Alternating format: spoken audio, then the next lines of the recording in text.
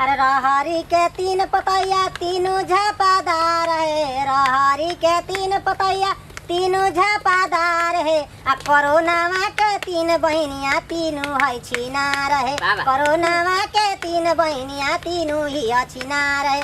ए सखी तनी बताई तू गाओ ना हो। हम गाई।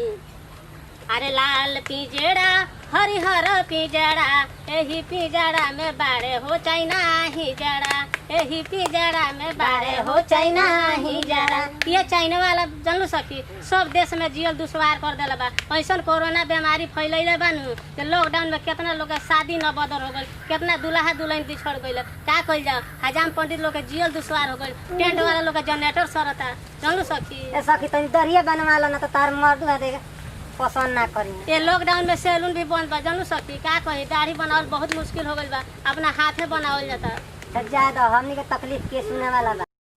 भागो भागो रे कोरोना साला चाइना में, तो भागो भागो रे कोरोना साला चाइना में। अरे चाइना में बहिनिया केला रे, तोहरा चाइना में मैया केला रे, तोहरा चाइना में नानिया केला रे।